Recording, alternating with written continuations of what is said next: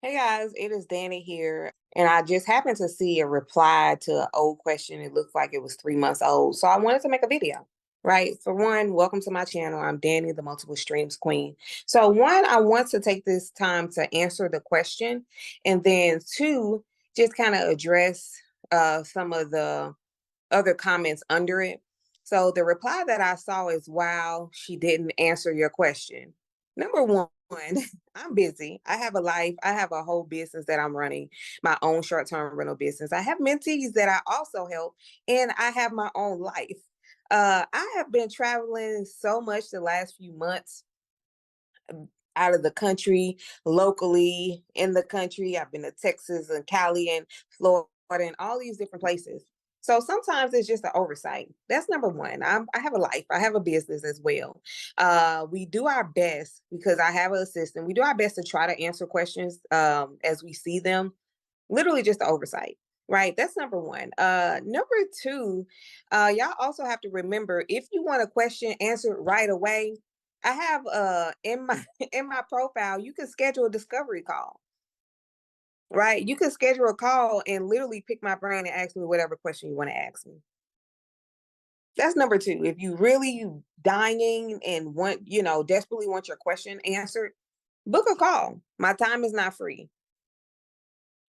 My time isn't free. I'm sorry. I take my time to create videos, to create content, and try to answer questions as I can, in an effort to give back and give you guys free information.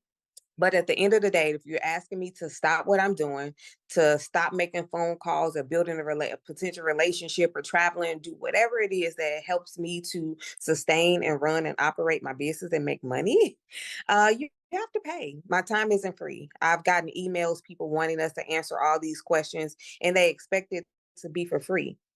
No, if you have a million questions, you can book a call and you can ask your million questions. But outside of that, we'll answer it as we get to it. If we forget, I'm just like it's 3 months later. I'm sorry, but I'm answering the question now. That's I wanted to address that. I have been in this industry for 2 years now, been very successful, been able to help over 200 people successfully get into this industry, actually like getting units. I've helped thousands of people in mentorship and workshops and webinars that I have done. So I've been able to not only help myself, but also to help other people. So to answer the question that the gentleman had, basically stating that he found a corporate lease, but he's not allowed to sublet, not allowed to put it on Airbnb. And every tenant that comes or every guest that comes has to be screened, which more than likely means they need to get a background check. And he's like, I have the money. What should I do next? What you should do next is find another location. That's not going to work for your business model. That's the only obvious answer. I don't teach anyone how to sneak around a leasing office and just put it on Airbnb anyway. They have created softwares that can tell property owners, property management companies that their address is being listed on Airbnb. And then what happens? You're going to get a lease violation. You're going to get an order to move. You're going to have to move. It's not a matter of if they find out, it is a matter of when they find out. And what can happen, I've talked about this on my channel before. You're going to get eviction. And it's not like a normal eviction where you have time. I've seen people get 3-day notices, 7-day notices, 10-day notices where they have to be out in 3 days, 7 days, 10 days. Corporate leasing is very different from the residential side. And if you're violating the lease, read those leases very clearly. If you are violating the lease, they are all within their right to give you a 3-day notice or a 7-day notice or a 10-day notice. Read the lease. So I don't teach you how to sneak around and have your guests do this and say this. I don't teach you that. So if that is the type of information you're expecting, you're not going to get it here. I'm very transparent. I've been in situations where just because I didn't have stuff in writing, getting notices to move. I've talked to someone, they've agreed with my business model, they said it was okay, but then at the end of the day, when something happens and they need to cover their butt, what do? And they give you a notice to say you have to go. I didn't agree to that. I didn't say that. Right. So I don't teach you that. Um, So for that gentleman that found a corporate lease, it's not just a matter of finding a corporate lease. So you must be new to my channel and you haven't watched my old videos and you haven't watched the free course that I uploaded for you guys. That's what that's telling me. That essentially means that you have to find another location. It's not as simple as just getting a corporate lease. And what all a corporate lease is, allowing a business to rent a unit. That is what a corporate lease is. People will tell you that, oh, that means that only your employees can live in that unit. That is not the case. That is not the definition of a corporate lease. A corporate lease is a company allowing a business to rent the unit. What you do with it afterwards, sometimes you got to get permission, right? So that tells me that you did not pitch them correctly. Because if they told you no sublet, no Airbnb, there's no other question about it. You have to move on to the next property. Or you can try to negotiate, pitch your business model to them. Sometimes people will or may be willing to hear you out. Even me being in the game for so long, I still find properties that I pitch them. We tell them exactly what we're doing, and they'll come back and they're like, oh, yeah, sure. Yes, you can come. Then they run it past their manager or their regional manager, the person that's over the region. And they're like, well, just recently, this just happened.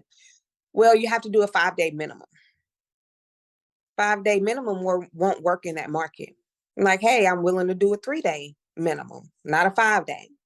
They're not willing to budge. So guess what? I have to walk away. I have to find another location. It's very simple. In this game, if you want to sustain, if you want to be successful, if you want to grow, you cannot do that being sneaky. You have to be transparent. Tell people what you're doing. People will say, oh, no apartment complex is going to allow you to do Airbnb. They absolutely will. When you say that, I'm going to show you my proof, my receipts, my mentees' proof, their receipts. We literally just set up in Jacksonville at a beautiful location, just set up, totally on board with our business model. Know exactly what we're doing, right? We don't have to sneak. In fact, the manager's like, oh, I know you from my other property, my other community that we just went to. Sure, yes. No sneaking, none. It's about building relationships. It's about being honest, being transparent from the jump. You don't have to sneak. And I think a young lady mentioned that, oh, like as if people are gatekeeping, that no one's going to tell you how to get around not being able to sublease, not being able to put it on Airbnb, having to do background checks. I went through this in some videos. Nobody's gatekeeping. Move on. Find another property. The most challenging part in this game is going to be getting your first yes. After that, it's easy rolling. The next challenging part is going to be keeping your occupancy up, keeping your units booked, right? So again, it's not just as simple as finding a corporate lease. You have to pitch them. And when I say pitch, you're pitching your business to them. Again, if y'all went through the course that I gave y'all for free, y'all would know some of this. Be professional. Present your business as a solution. You're not just a random Joe off the street that's like, hey, can I use one of your apartments to do Airbnb? If that's how you're approaching them, of course you're going to get those no's. Of course you're going to get, yeah, we do corporate leasing, but you can't do X, Y, and Z. Present yourself as a business. Present yourself as a solution. There are apartment complexes that will absolutely work with you. So in turn, if they're telling you, hey, yeah, we accept corporations leasing from us, but you cannot do short-term rental. You cannot advertise on any websites, including Airbnb, VRBO, Furnish Finders. You cannot advertise on any of those third-party booking sites. Guess what that means?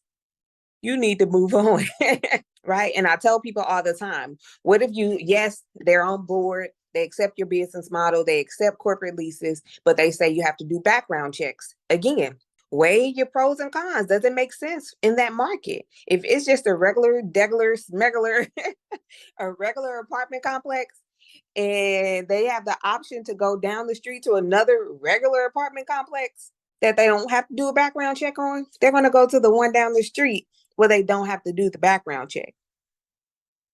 If it's a luxury resort type apartment complex, you will have guests that are willing to do background checks for you. You have to figure out if that makes sense in that market. If that actual apartment complex is offering something that they can't get down the street, extra amenities, extra things that will make them want to stay in the complex that you are hosting at, yes, people will absolutely be willing to do background checks. I've been at complexes. You'll be surprised, but I've been at complexes that were like resorts, and my guests did not have a problem doing the background checks, and the office made it so easy. It was very quick background check.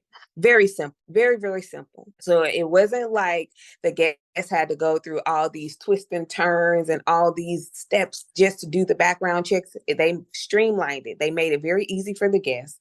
And it made sense for the guests to even want to do the background checks because the complexes were beautiful. They were resort style communities. But again, if it is a regular apartment, depending on who you are, your guests, your ideal guests. So if you're trying to get the vacationers or the people that are going to stay just a few days versus people that are going to stay a month or 3 months, you might have a hard time selling the background checks to them.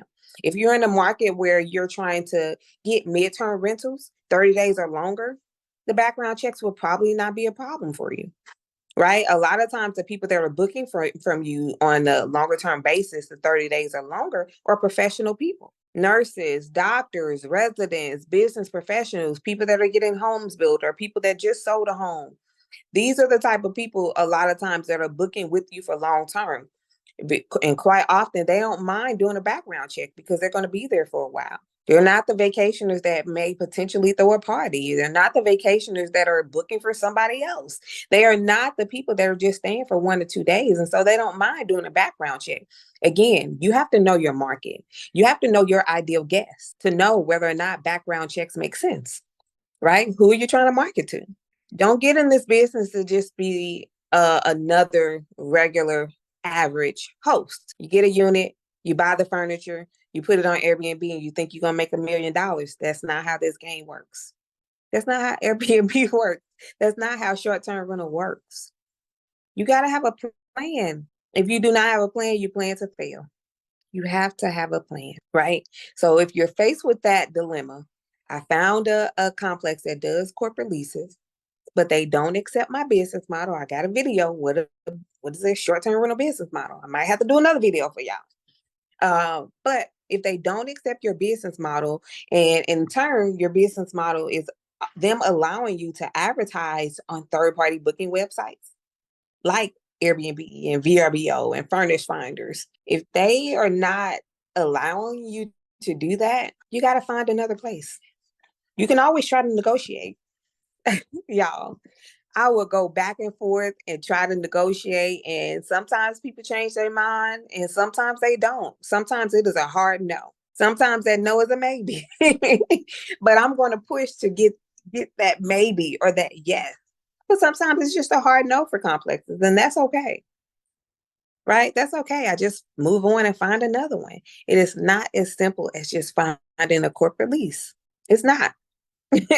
So there are plenty of people that have programs that you can buy to that can help and lead you and guide you. When I got into this industry, I didn't have a lot of education. I think I took like webinars and classes and courses, but by the time I got my first unit and my first guest, I had a immediate issue. Like my internet was supposed to, I had an appointment for it to be turned on the day that a guest was coming.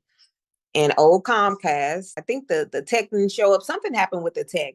And so the day that my guest was supposed to be showing up was the day that my internet was supposed to be turned on and activated. The tech didn't come. They had to reschedule it. And so I had to go and like, what do I tell my guests? They're going to be in a unit with no freaking internet. I was like, oh my God, I can't cancel them. It's the last minute. And so I was like, okay, let me just tell the guests, like, and see what they say. If they want to cancel, they can cancel. Like, I understand. And so I told the guests and I was like, hey, just let me know what you want to do. If you need to cancel, I would be more than happy to give you a full refund because that's my fault. I truly apologize. And my guests came back and were like, well, we're not going to be there very much. We're coming to spend some time with our family. He's like, it's kind of unfortunate, just in case I wanted to watch television. He was like, but I'm not going to be there that much. So it's not a problem. It's cool. We're still coming. And they came and they left me a 5-star review. But for little things like that, people will freak out. And I get it. People will freak out and wouldn't know what to do. And they're like not responding to the guests or won't tell the guests. My thing, me being an emergency room nurse, I always put on my critical thinking hat. I got to think and figure out what to do.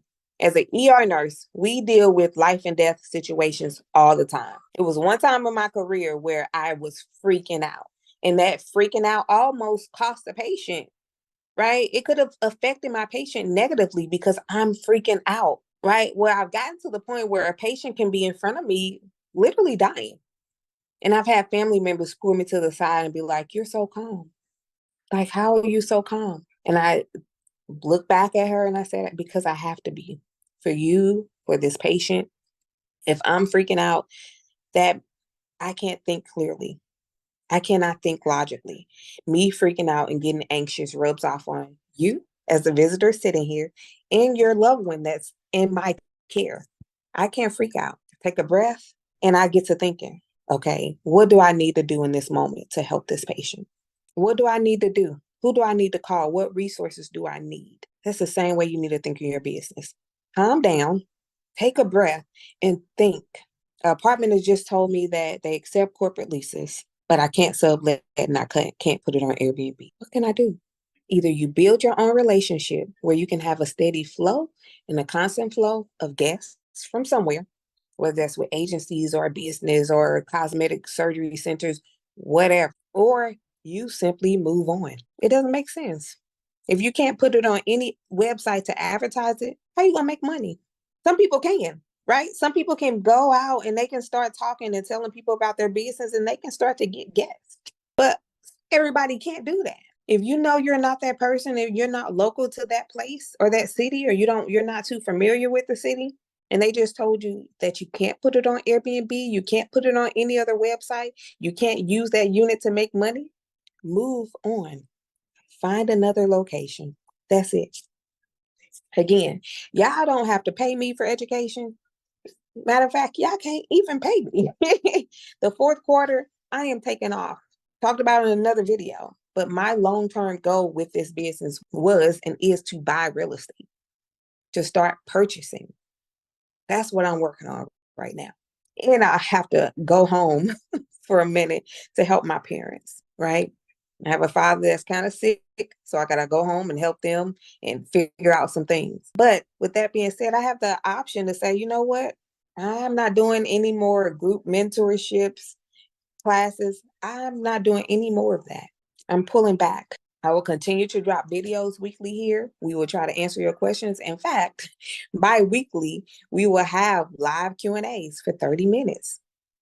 So the questions that y'all have, that y'all dropping in the comments, bi-weekly, every 2 weeks, I will do a live Q&A and answer those questions on live here on YouTube. And you know what? I'm not saving the video. So if you got a question you want to answer, show up to that live Q&A. Drop your questions in the comments over there on that live Q&A and I answer your questions for you. But I'm not going to save them. So that's accountability for y'all.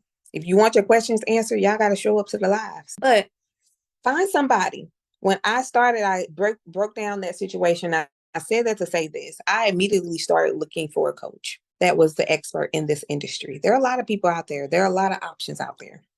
Get with one of those people. Before you do anything, watch them. See if the free information, the free content they're giving you is valuable before you go paying them. Not only are they speaking their praises and telling you about their wins and their success, but what are their mentees saying? Do they have receipts? Are there other people singing their praises? Don't just look at their social media and say, "Oh yeah, he has 100 units. He's doing da da da da da." If they have a program, people should be singing their praises and giving them testimonials. Or they're sharing their clients' wins. Not only are they sharing their wins, are they sharing their clients' wins? Are their clients winning? Be very careful with how you spend your money. So before you go and just invest into a program, invest into a mentor or a coach, make sure that they are worth it. Is the free information, the free content worth it? If they're giving away free game all the time, can you imagine what the paid game is like? If they have current programs, do they have testimonials? Do they have receipts from their current mentees or current students? But you ain't gonna get everything for free. You're not. I'm sorry, but you're not. That's the one of the things too. I think I mentioned everything is not for free. You cannot ask someone who's already on the roll. They're running and operating their business, growing their business, building relationships, to stop and help you for free. You can't do that. You can't do that, and you shouldn't expect that. So if you got questions and you're like, I need an answer now, book a discovery call. And it's not even all day, y'all. But outside of that, as we see the questions, we try to get them answered. We try to answer questions as we can. But again, I have a business that I'm operating. I have a life. I have mentees that saw the value in me and paid me. So guess what? They're gonna get their questions answered first. Because they invested in themselves. They invested into me and my brain and my knowledge that I have and that I've accumulated. Right? I've spent a lot of money for mentors and coaches, over six figures, into my personal and my business development.